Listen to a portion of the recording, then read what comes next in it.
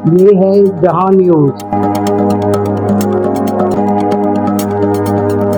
دیکھتے ہیں پروگرام گفتگو جہاں کے ساتھ۔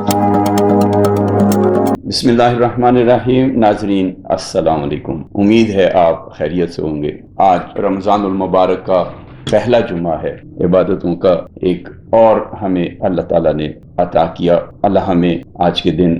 اس کا اللہ کی ذات کا ذکر اور نیک کام کرنے کی توفیق عطا فرمائے، آمین۔ ناظرین، سید حسن وقار گفتگو جہاں کے ساتھ پروگرام لے کر آپ کی خدمت میں حاضر ہوں۔ آج ہم گفتگو کریں گے آغاز ہی اس ایشو سے کہ پاکستان پیپلز پارٹی اور مسلم لیگ نون کی جو حکومت اس وقت اتحادی حکومت ہے، اس میں پہلی گھنٹی، خطرے والی گھنٹی اس طرح سے بج گئی کہ وزیر اعظم محمد شہباز شریف نے جو ارسا چیئرمین کی تقرر کی تھی، اس پہ پاکستان پیپلز پارٹی کی جانب سے شدید اختلاف سامنے آیا ہے، اور ان سے وزیر اعظم سے یہ مطالبہ کیا گیا کہ یہ جو نگراں حکومت نے ارسا ایکٹ میں ترمیم کر کے اختیارات صوبوں سے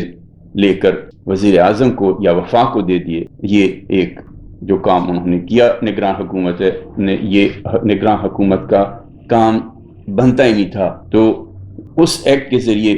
جیسی ہی حکومت کا ہوئی، میاں شہباز شریف نے جلد بازی میں وہ ایکٹ کے تحت ارسا کے نئے چیئرمین کا تقرر کیا،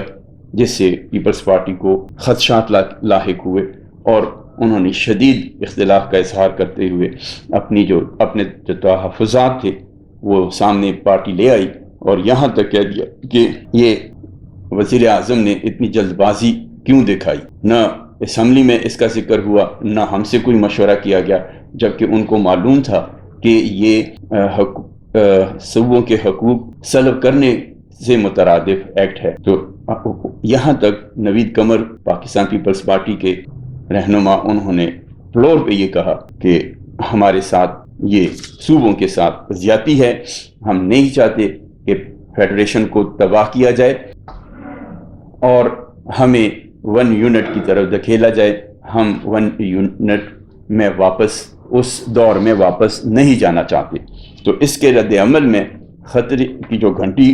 بجی، وہ اس کا جو وہ تھا، کیا کہیں، اس کی قوت یا اس کی آواز اتنی زیادہ گونجی کہ وزیر اعظم صاحب نے فوری طور پر وہ چیئرمین کی جو تقرر تھی واپس لے لی۔ لیکن اس سے ظاہر یہ ہوتا ہے کہ یہ حکومت کتنی مضبوط ہے، کتنی ان میں انڈرسٹینڈنگ ہے، اور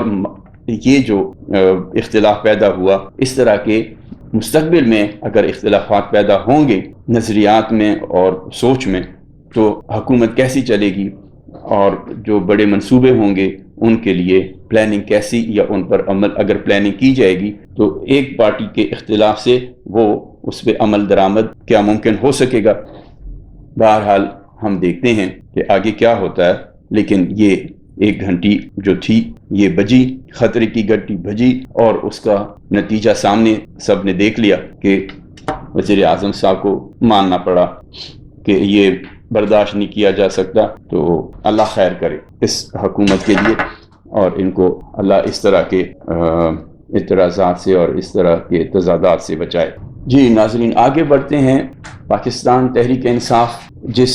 دلدل میں پھنسی ہوئی ہے، اس دلدل سے نکلنا اس جماعت کا مشکل سے مشکل تر ہو رہا ہے، اور نظر نہیں آتا کہ وہ کیسے نکلیں گے، کیونکہ وہ تنکا جو ہے، وہ تنک کو ہاتھ ڈالتے ہیں، وہ بھی ان کے لیے مصیبت بن جاتی ہے۔ جیسے تنکے کو ہاتھ ڈال دیا تو وہ کانٹا تھا، تو کانٹا ہاتھ میں چپ گیا اور برداشت نہ کر سکے بندہ، دلدل میں پھنسا ہوا اگر ہے تو وہ برداشت نہ کر لے اور وہ کانٹا چھوڑ دے تو پھر دلدل میں۔ تو یہ ایسے ہی ہے کہ غلطی پہ غلطی ان سی ہو رہی ہے، اور یہ واقعی اس سے ظاہر یہ بھی ہوتا ہے کہ یہ لوگ کیا ملک کو سنبھالیں گے اگر یہ اپنی پارٹی نہیں چلا سکتے۔ کبھی ایک غلطی، کبھی دوسری غلطی، کبھی تیسری غلطی۔ کل پشاور ہائی کورٹ نے ان کو یہاں تک کہہ دیا کہ آپ نے ایک ایسی کمزور پارٹی کو ہاتھ ڈالا، اس سے تو آپ کی اپنی جماعتی جو رجسٹر بھی تھی، جس کے ممبران یا امیدوار جو تھے کافی بڑی تعداد میں صوبائی اسمبلیوں میں اور قومی اسمبلی میں منتخب ہو کر آئے تھے، تو آپ نے تو اپنی حیثیت ہی گنوا دی۔ اب اس طرح کے اگر ایک پارٹی اور ملک کی اکثریتی جماعت جس کو کہا جائے وہ ہو کہ پاپولر بھی ہو اور ملک کی اکثریت جو ہے ووٹرز کی وہ اس جماعت کے ساتھ ہو، تو یہ اگر پارٹی سنبھالنے میں ناکام ہیں تو کل جب پھر ان کو موقع اگر ملا تو ہم کیا توقع کریں گے یا قوم کیا توقع کرے گی کہ یہ ملک کو جس طرح پہلے ملک کا انہوں نے بیڑا پار کرتے کرتے ان کو ڈبو ہی دیا اور ابھی تک قوم بھگت رہی ہے۔ اب آگے یہ کیا کرتے ہیں؟ اب تو ایک اور کام بھی شروع ہو گیا، ہر ناکام، یعنی یہ نہیں ہے کہ جیسے آپ کہا جاتا ہے کہ آپ اتنے لاڈلے ہیں کہ آپ سے گلاس بھی نہیں اٹھایا جا سکتا، تو کل بالٹی کیسے اٹھائیں گے؟ تو اتنے لاڈلے بھی نہیں بننا چاہیے۔ اب کل ایک اور جگہ ری کاؤنٹنگ میں مسلم لیگ نون کا کینڈیڈیٹ جو تھا اس کو کامیابی ملی اور پی ٹی آئی کا جو کینڈیڈیٹ تھا اس کو ری کاؤنٹنگ میں ہار کا سامنا کرنا پڑا۔ اب پی ٹی آئی کی قیادت اگر اس کو بھی کہے کہ جی ری کاؤنٹنگ نوٹیفیکیشن ہونے کے بعد نہیں ہو سکتی، اب کیوں نہیں ہو سکتی؟ مطلب ان کا یہ تھا کہ انہوں نے الیکشن کمیشن نے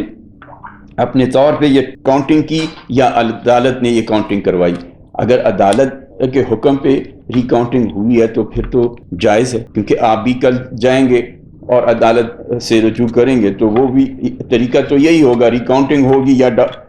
فارمز دیکھے جائیں گے، تو وہ بھی پھر نوٹیفیکیشن کے بعد کیا آپ کہیں گے کہ غیر قانونی ہے؟ تو اپنے آپ کو ذرا سا سنبھال لیں ہر شے میں۔ جیسے کہ اب تھوڑا سا کے پی کے وزیر اعلیٰ نے ایک اچھا قدم اٹھایا، وزیر اعظم کے پاس گئے، وزیر اعظم سے ملے، وزیر اعظم سے ملنے کے بعد باہر بات چیت ہوئی تو اچھا لگا۔ اب یہ کیا کون سی چال ہے، کیا ہے؟ وزیر اعلیٰ صاحب نیب سے ڈر کے فوراً وزیر اعظم کے پاس پہنچ گئے، یا انہوں نے عوام کا حق کہ عوام کی جو ہمدردی ہے یا عوام کا حق لینے کے لیے اتنی جلدی اور اتنا اچھا اقدام کیا کہ وہ فوراً تمام اختلافات کو بھلا کر وہاں وزیر اعظم کے آفس پہنچ گئے۔ یعنی اس سے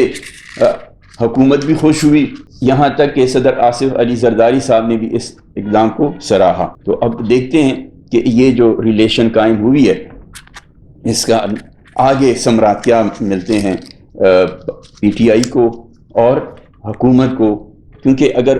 پی ٹی آئی کو اس گڈ جسٹر دکھانے کے عوض کوئی ریلیف مل جائے، کوئی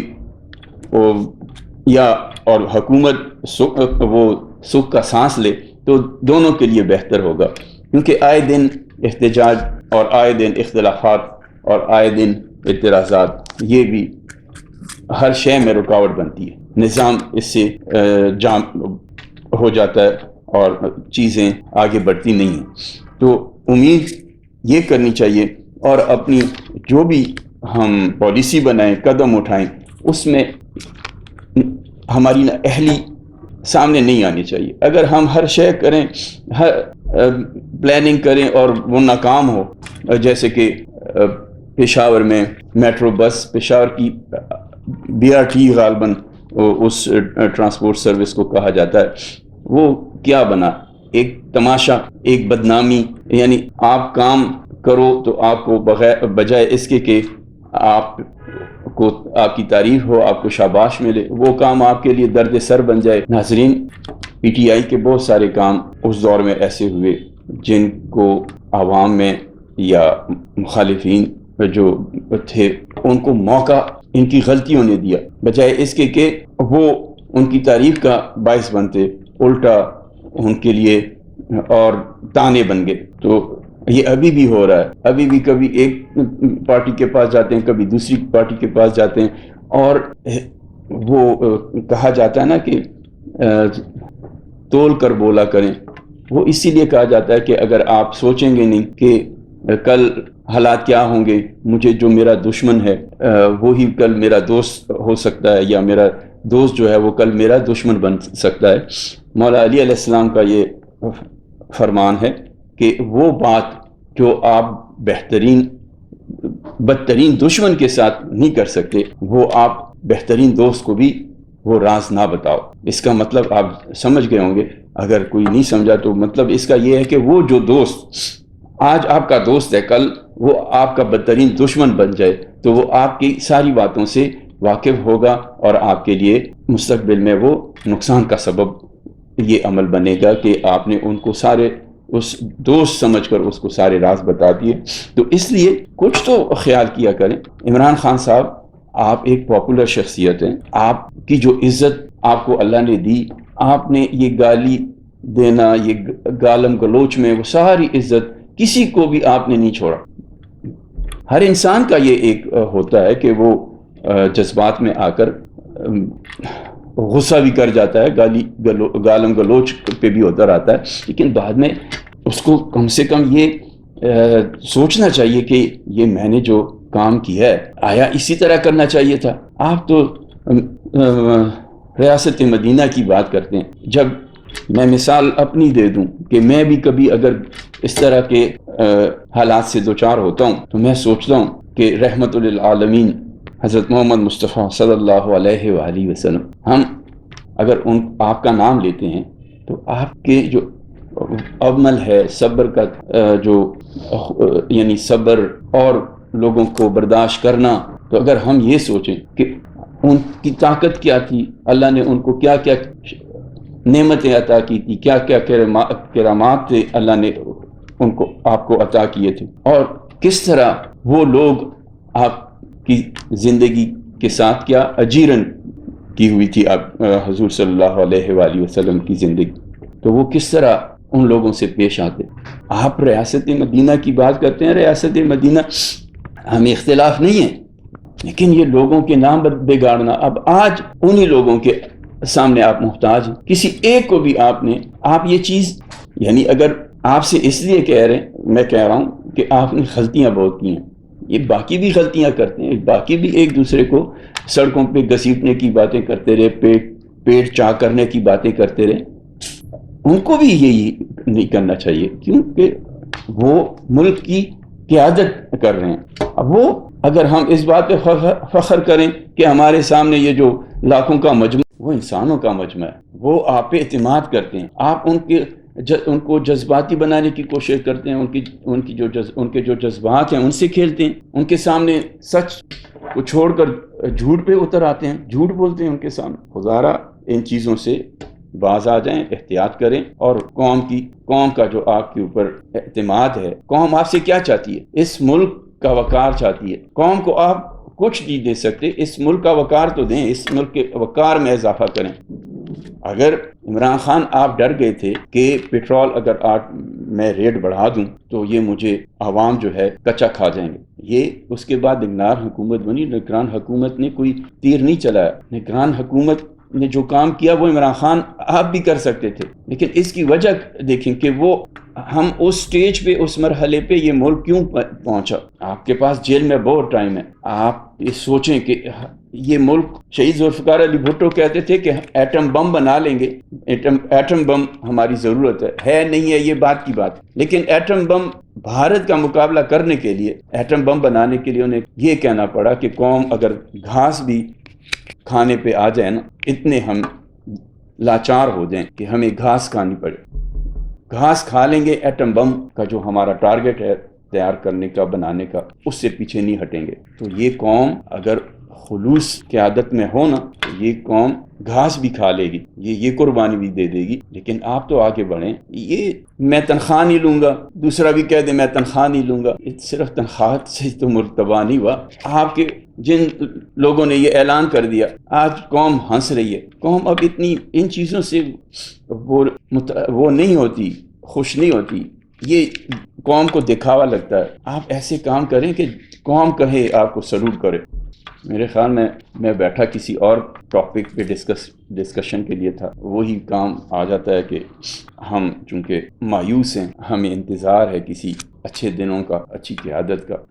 اس لیے بات اس طرف ہی بار بار آتی ہے۔ بہرحال مریم نواز شریف صاحبہ جب سے آئی ہیں، نظر تو آ رہا ہے کہ کام کر رہی ہیں۔ اب انہوں نے اعلان کر دیا ایئر ایمبولینس کا، اور اپنا جو ہیلی کاپٹر ہے اس کو بھی ایمرجنسی میں عوام کے لیے استعمال کے اگر کام آتا ہے ہیلی کاپٹر تو انہوں نے اجازت دے دی کہ اس کو بھی بطور ایئر ایمبولینس استعمال کیا جا سکتا ہے۔ اور بعض اوقات ہوتا یہ ہے کہ بندہ زیادہ مصروف لگتا ہے، لیکن ریزلٹ کیا ہوتا ہے؟ ریزلٹ وہ نہیں آتا جتنی وہ محنت کرتا ہے۔ اس لیے کوشش جاری رکھنی چاہیے اور خلوص کو زیادہ اپنی محنت کا حصہ بنانا چاہیے، نہ کہ دکھاوا۔ اللہ تمام صوبوں کے وزرائے اعلیٰ کو اور اس ملک کے وزیر اعظم کو، افواج پاکستان کی قیادت کو، تمام اداروں کو اس ملک کا ہمدرد اور خیر خواہ بنائے اور اس ملک کے لیے کچھ کرنے کی توفیق دے کہ یہ ملک اپنا کھویا ہوا وقار دوبارہ حاصل کرنے میں کامیاب ہو جائے۔ اجازت چاہوں گا۔ اللہ حافظ۔